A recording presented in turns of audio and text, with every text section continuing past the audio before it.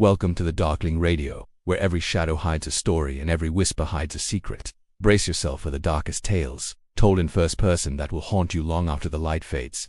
Marla and Finn had always been drawn to the sea, chasing storms in abandoned places, but nothing could have prepared them for the lighthouse perched on the cliffs, where the wind whispered secrets and shadows moved with a life of their own. What they thought would be an adventure quickly became a nightmare that would trap them forever. The first time I saw the lighthouse, it was shrouded in a thick, rolling mist that made the cliffs look like jagged shadows against a gray sea. I had been driving along the coastal road for hours, the wind gusting through the car windows, and I felt an inexplicable pull toward this lonely structure. The sky was a heavy charcoal, clouds swirling as though the world itself was holding its breath. I parked on a narrow strip of cracked asphalt, close enough to the cliff's edge to hear the waves smashing violently below, and I stepped out, feeling the cold bite through my jacket. The lighthouse towered above me, paint flaking from decades of exposure, windows streaked with rain and grime. Its door hung slightly open, creaking faintly with each push of the wind, as if inviting me in and warning me at the same time. The air smelled of damp stone and salt, and each step I took toward the door echoed ominously. I hesitated, sensing a presence that wasn't mine, a weight in the atmosphere that made my skin prickle. Yet, despite the fear crawling up my spine, curiosity gnawed at me relentlessly. I pushed the door fully open, and it groaned like a living thing. Inside, the lighthouse smelled of mildew and rust. The spiral staircase coiled upward in darkness, each metal step groaning under my weight. Shadows clung to the walls as though they were waiting, shifting in corners where my flashlight didn't reach. I began my climb, and the higher I went, the colder the air became. A faint sound, almost like scraping, echoed somewhere below. I froze, straining to hear, but the sound stopped, leaving an eerie silence that pressed on my ears. I told myself it was just the wind, yet an uneasy feeling settled in my stomach. When I finally reached the lantern room, the door at the top of the spiral staircase gave way to a wide circular space lined with broken glass panes. The ocean stretched endlessly beneath me, waves smashing the cliffs with relentless fury. The wind whistled through gaps in the walls, carrying the faint temps of seaweed and iron. And then I noticed something on the rocks below, a shadowy figure standing perfectly still, watching me. I blinked, and it was gone, swallowed by the mist and darkness. My heartbeat quickened as I scanned the lantern room. The floor was cold and slick, and in the center lay a leather-bound diary, its edges damp with condensation. I picked it up cautiously. The pages were brittle, yellowed with age. They belonged to someone named Elias, the lighthouse keeper who had written about voices whispering at night, shadows that moved on their own, and a presence that followed him relentlessly. One sentence stood out, chilling me to the core. It knows I'm here, always, and it never forgets. I dropped my gaze to the lantern at the center of the room. Though unlit, it seemed to hum faintly, almost as though it was waiting. I moved closer to the railing, looking down at the black waves. The wind gusted violently, and the door slammed shut behind me with a deafening crack. My pulse raced. The shadows on the walls twisted unnaturally, stretching and bending like living creatures. I felt a cold brush on my shoulder, though no one was there. My stomach knotted, and I stumbled back from the railing, the diary slipping from my hands. Its pages flipped violently in the wind, stopping on one final entry. If you see this, do not look behind the light. It waits for those who watch. A shiver ran down my spine. I glanced toward the lantern, and to my horror, it began to glow not with ordinary light, but a pale flickering flame that cast long, impossible shadows. The figure from below reappeared on the rocks, closer now, though it did not move as if it were gliding on the waves. Its presence pressed against me through the floor and walls, and the whisper of the diary's warning echoed in my mind. Then I felt it again, the cold brush, stronger this time, moving along my neck. Panic gripped me, and I instinctively turned, but the light itself seemed to pulse, almost alive, and the figure's eyes, or something like eyes, pierced me through the mist. A whisper floated through the room, soft and almost inaudible. "You shouldn't be here." I froze, unable to move or breathe, the wind howling around me like a chorus of warnings.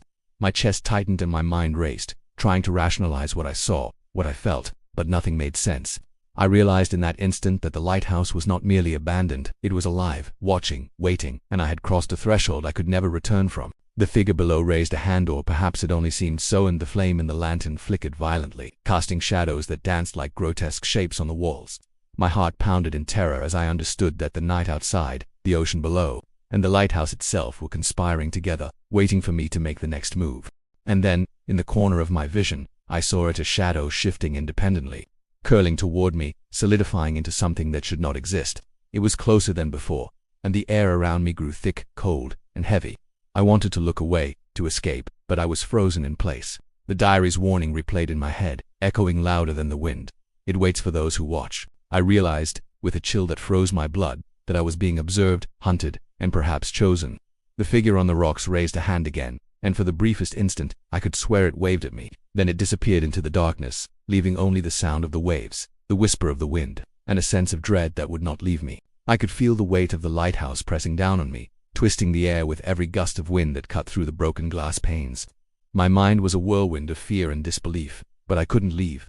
The staircase behind me had become a dark, impossible spiral, and I realized with growing panic that the structure itself was changing, reshaping to trap me. Each step I took seemed longer than the last, the walls narrowing and the shadows thickening, pressing close as if they were alive. The diary had warned me, but I had ignored it, driven by curiosity. Now, that curiosity felt like a chain around my chest, binding me to this place. Halfway down the staircase I noticed a loose panel along the wall. Behind it was a narrow hatch, dark and inviting. My heart screamed at me to turn back, but something in instinct I didn't understand pulled me toward it. I opened the hatch and discovered a tunnel leading downward, carved roughly into the stone foundation. Cold air rushed out, carrying a faint scraping sound that made my stomach twist. I paused at the entrance, flashlight trembling in my hand, and took a deep breath before stepping inside. The tunnel seemed endless, the walls slick with moisture, dripping into shallow puddles that reflected the faint beam of my light. The scraping grew louder as I advanced, low and uneven, like fingernails against stone. I told myself it was only the wind or my imagination, but my skin crawled with the certainty that something moved beneath the surface, just beyond the reach of the light. The narrow passage opened into a chamber, small and damp, the air thick and metallic. Rusted chains hung from the ceiling, swinging slightly though there was no wind. The floor was slick with water, and as I stepped forward, I noticed figures submerged along the edges, motionless, pale shapes pressed against the walls of the pool. My flashlight flickered, and for a split second I thought I saw one of them stir. At the center of the chamber, a shallow pool reflected the ghostly glow of the lantern above, though I had no idea how it had floated down here. And then I saw the figure from the cliffs, faceless and dark, standing at the water's edge. It did not move, yet I could feel its gaze burn through me, cold and piercing. I froze, unable to look away. The air thickened, making it hard to breathe, and a soft whisper echoed around me. "You came alone, that makes it easier." My stomach lurched. The words weren't just sound, they were a presence pressing into my mind, seeping into my thoughts, making the air itself feel hostile. I stumbled backward, heart racing, crashing into the wet stone wall. My flashlight slid across the floor, its beam catching the water just in time to reveal dozens of faceless shapes rising from the edges of the pool. They writhed toward me, their movements unnatural, limbs twisting in ways no human body could. I turned and ran, my shoes slipping on the wet stone as I scrambled back into the tunnel. The scraping sounds now joined by whispers from every direction. "You can't leave, you belong."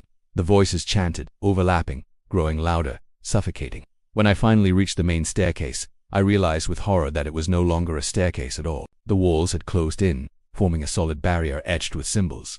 Some glowed faintly, pulsating like they had a heartbeat of their own. I recognized one from Elias's diary, a sigil meant to bind something, though it was corrupted, jagged, alive. My pulse spiked as I realized the words in the diary warranty warnings. They were records of failure, evidence that whoever tried to escape before had never left. And now, I understood that the figure, the faceless presence, was bound to the lighthouse in ways I could barely comprehend. It was patient, eternal, and aware. The water in the chamber splashed violently, though I was far above it. A shiver of instinct ran down my spine. I wasn't supposed to be here. The figure began to rise from the shadows, stretching impossibly. Fingers like talons scraping the stone, yet making no sound. It moved without moving, a presence that seeped into the walls, the floor, and the air around me. I wanted to look away, to flee, but my eyes were locked on it. My mind screamed, but my body felt paralyzed, weighed down by fear and something older, something waiting. Then, a hand cold and invisible brushed my ankle, sending me tumbling down the steps I thought I had safely left behind. Pain shot through my legs as I hit the stone, scraping and bruising myself, and the whispering stopped abruptly. Silence enveloped the lighthouse, but it was unnatural, oppressive. From the darkness above, I saw a pair of hollow black eyes staring down at me from the landing. The figure had returned, closer now, as if it had been inside the walls all along, waiting. And in that moment, I realized I was no longer alone in the lighthouse. I had entered a place where the air itself watched, where shadows were predators, and where something patient and eternal had already chosen me. I stumbled to my feet, shaking, my hands raw from the stone stairs, and I realized with mounting terror that the lighthouse had become a maze. The corridors stretched in impossible ways, twisting back on themselves, the walls narrowing and widening unpredictably. Every shadow seemed to stretch toward me, pulsing with a life of its own. The air smelled damp and metallic, like blood in water, and with every breath I took, the whispers returned, soft at first, then growing in volume, overlapping, forming an unintelligible chorus. They were calling me, mocking me, repeating my own thoughts back at me in voices that weren't mine. I had to move, to find some exit, but the structure itself seemed determined to trap me.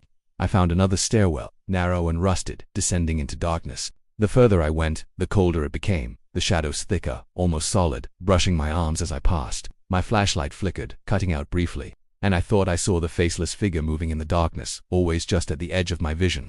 I forced myself onward, telling myself I had to find the base, some familiar part of the lighthouse, but the walls kept changing, and the stairs stretched endlessly downward. Eventually, I reached a chamber carved directly into the cliff's stone, damp and echoing with the sound of dripping water. Pools of stagnant water reflected the pale glow of the lantern I could see far above, though there was no way it could have reached this far, and in those reflections, I saw them, dozens of faceless figures, rising slowly from the water, their movements unnatural, limbs bending in ways that made my stomach churn. Some clawed at the surface, others floated just beneath, pressed against the stone walls.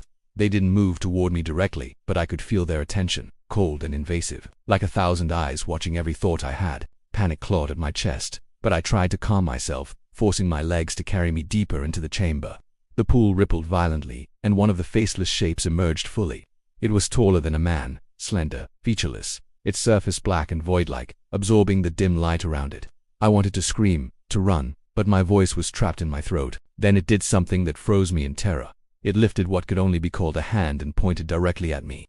The air thickened, and a whisper, louder and more distinct than ever, reverberated in my mind. "You were always meant to find me." I stumbled backward, nearly slipping into the water, my thoughts spinning, and then the horror struck me fully. My own reflection was not my own. In the surface of the pool, I saw a twisted, faceless version of myself, smiling in a way that was not human, its movements perfectly synchronized with mine. A chill ran down my spine.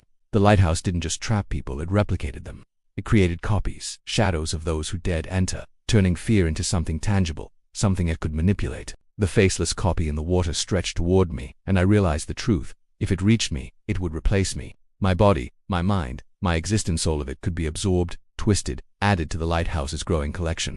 My heart pounded violently, the sound echoing in the chamber like a warning. I had to run. I scrambled backward, my feet slipping on the slick stone, my hands clawing at the wet walls. The corridor seemed endless, the walls bending impossibly, twisting like the stone itself was alive and reshaping to block my escape. I turned a corner and nearly collided with a wall carved with hundreds of symbols, deep scratches that pulsed faintly as if alive. Some resembled the sigils I had seen in Ilias's diary, but corrupted, jagged, vibrating with dark energy. Panic welled in me, pressing against my chest, as the whispers turned into a scream, overlapping, repeating my name, mocking me. I realized that the lighthouse itself was alive, moving, feeding on fear, preparing to claim me as it had claimed so many before. The figure in the water surged, and my copy mirrored its movements, mimicking my fear perfectly. I tried to tear my eyes away, but something magnetic, irresistible, held me there. My legs gave out, and I collapsed, my mind screaming in horror as the faceless doppelganger rose fully from the water. Tall and impossibly thin, its black surface absorbing every flicker of light. And then I heard it, not with my ears but in my mind, a voice identical to my own. "You cannot escape, you belong." A cold wet hand touched my ankle, dragging me toward the pool. I struggled, kicking, crawling backward, my thoughts spinning in terror. And through it all, the whisper returned, repeating, endless. "You were always meant to find me." I realized then that the lighthouse was no mere building. It was a trap, a living, breathing entity that collected fear, feeding on it, growing stronger with every lost soul.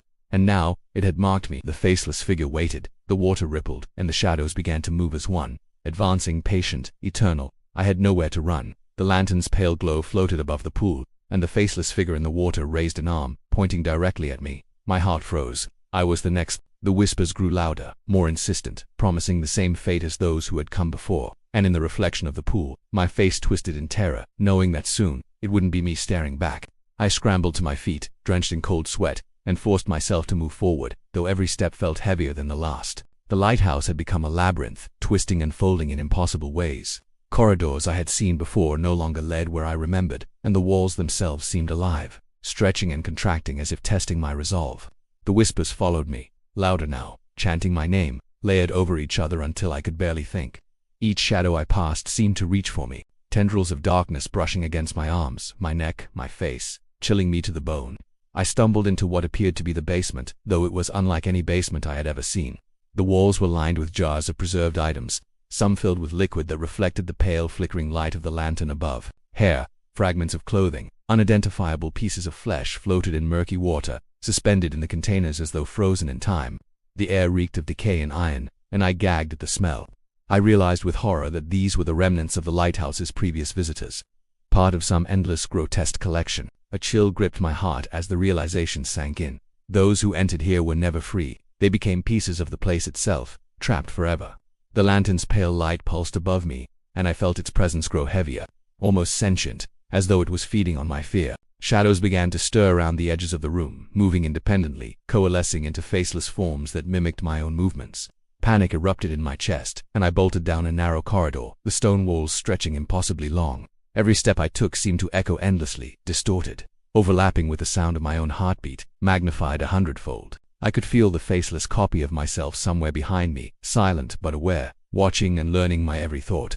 I found another diary, hidden behind a loose panel, its pages damp but legible. Older than Ilias's, it recounted the same horrors, describing keepers trapped, shadows copying them, whispers that drove them insane. One line sent a fresh wave of terror through me. When the light shines, it chooses its new keeper. There is no escape. My pulse quickened. I had seen the light above, and I had felt its choice, cold and inevitable. I wasn't just trapped, I was being prepared to replace someone who had come before me, to become part of the lighthouse's endless cycle of fear. The ground trembled beneath me, and from the darkness, black tendrils shot out like living ink, twisting along the walls, reaching toward me. The whispers became voices, shouting, overlapping, filling the corridor with their endless clamoring. My legs moved on their own, dragging me forward, away from the tendrils, yet I knew they would never stop. The faceless figure mirrored my panic, its featureless head tilting, moving in perfect synchronization with my every motion. I stumbled into a small chamber, my lungs burning, my chest heaving. In the center floated the lantern, now closer, its pale flame illuminating a mirror embedded in the wall. I approached cautiously, my steps slow and deliberate, knowing instinctively that what I saw could determine my fate. When I looked, my blood ran cold. The reflection was not my own. It was the faceless version, perfectly mimicking me, smiling with a horror that was both mine and not mine. My stomach twisted violently as I realized the truth. The lighthouse did not merely trap people, it copied them. The copies were real, sentient, and eternal, designed to replace the original, feeding the structure and growing stronger with each edition. The air thickened, suffocating, as the whispers became a roar, layered and insistent. When you see yourself, it has already won. Panic overtook me. I tried to move, but my legs felt rooted to the stone. The faceless version raised its hand, a mirror of my own, and the lantern flared violently, casting shadows that danced across the walls like grotesque specters. The shards of the mirror reflected hundreds of tiny, black eyes blinking back at me, scattered across the walls and floor, watching, waiting, recording. I backed into the corner, desperate, the walls pressing closer, and I realized I was entirely surrounded. The whispers escalated into screams, and the shadows converged, forming twisted versions of those who had come before, their faceless heads turning in unison to follow me. I understood then, with bone-deep clarity, that the lighthouse had no exits, no end. It was alive, a predator that shaped itself to trap, to terrify, to reproduce its victims endlessly. My heart pounded in terror knowing that I had crossed a threshold I could never return from, that the structure itself had chosen me as its next victim. The faceless version of myself moved closer, perfectly mirroring my fear, and the lantern's light pulsed in rhythm with my pounding heartbeat. I knew, in that instant, that I was already part of the lighthouse's design. There was no escape. The walls, the shadows, the whispers, all of it, had been waiting for me. And as the light flared again, I understood fully that the moment I had glimpsed my own reflection, the lighthouse had already won. The horror was not in death, but in the endless eternal imitation of what I had once been. I don't know how long I ran. The corridors twisted endlessly, stretching farther than any building should, bending and folding in impossible angles. Every path I tried to follow led me deeper into the labyrinth of stone and shadows. The lighthouse no longer resembled anything I had known from the outside. It had become a living prison, each step guided by some malevolent will. Pools of stagnant water reflected the flickering pale light of the lantern that floated above me, its glow pulsing like a heartbeat. Shadows writhed along the walls, moving independently, as if sensing my terror, feeding on it, growing stronger with every panicked breath I took. I reached a narrow ledge overlooking the cliffs, the ocean crashing violently below. I expected to see safety beyond the lighthouse, the world I had once known, but the rocks were filled with faceless figures, copies of those who had come before me, standing perfectly still, staring upward at the lighthouse. My stomach churned as I realized their emptiness mirrored what awaited me, and there, at the center, was a figure that looked exactly like me, faceless, featureless, and smiling in a way that made my blood run cold. Its presence was calm, patient, eternal. I had finally understood the truth. The lighthouse didn't just trap souls, it created them, molding fear into new inhabitants for its collection. Desperate, I looked for a way down to the rocks, a path to freedom, but invisible hands gripped my legs, pulling me back. My body slammed against the stone ledge, and I felt the weight of something ancient and alive pressing down on me. The whispers returned, louder, overlapping, chanting my name, promising the same fate as those who had entered before. The lighthouse was not just alive, it was aware, patient, eternal, and I had become part of its design. The lantern floated higher, illuminating the cliffs, casting long, impossible shadows. My copied self mirrored my movements perfectly, always a step behind, watching, learning, ready to take my place. I tried to climb back, to find some part of the lighthouse that was familiar. But the walls bent around me, corridors folding like the inside of a living thing. I realized then with crushing clarity that the structure had no exits, no end. It existed only to trap, to feed, to replicate, to grow its collection of faceless shadows. I stumbled into another chamber, one I had not seen before. The walls were lined with shelves filled with jars, each containing fragments of a lighthouse's previous victim's hair, hands, pieces of faces, suspended in murky liquid. I gagged at the smell of decay, my hands trembling. The lantern's glow reflected off the liquid, creating 1,000 distorted faces that seemed to leer at me, mocking my terror. Each jar was a warning, proof of the lighthouse's endless hunger. My fear spiked as I realized I would become part of this grotesque collection if I did not escape, but there was nowhere to run. From the shadows, black tendrils emerged, slithering across the floor, reaching toward me. They were alive, extensions of the lighthouse itself, pulling me closer to the center. I fought, kicking and clawing at the stone floor, but the air thickened, pressing in on me from every side. The whispers became voices, layered and insistent, repeating my name, echoing my thoughts, twisting my own fear back at me. My copied self stepped closer, mimicking my panic perfectly, its featureless face stretching into that same unholy grin. I realized with a sudden suffocating clarity that the lighthouse had already won. Its light had chosen me. Its faceless copy would replace me, adding my terror, my soul, to the endless collection. I tried to resist, to fight against the inevitability, but the structure itself seemed alive, bending around me, corralling me, forcing me toward my fate. The lantern's pale flame pulsed in time with my heartbeat, illuminating the countless shadows, the faceless forms, the jars, the whispers, all of it designed to break me, to claim me, to make me part of the eternal hunger. I sank to my knees, chest heaving, knowing that I could not escape.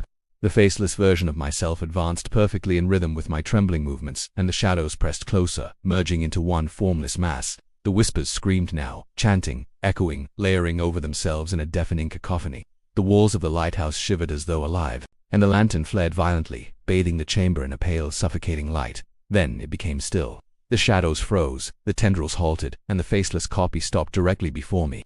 I understood, in a final bone-deep moment of horror, that I was already inside the lighthouse's collection. My body, my mind, my existence were no longer my own. The light pulsed once, twice, and then the chamber fell silent, empty but for the floating lantern. I am still here. I write this now, trapped in the endless corridors, haunted by faceless copies of myself, watched by the shadows of all who came before me. The lighthouse waits above the cliffs, patient, eternal, choosing its next visitor, and the ocean crashes below, oblivious, because it always waits, and maybe it's already waiting for you.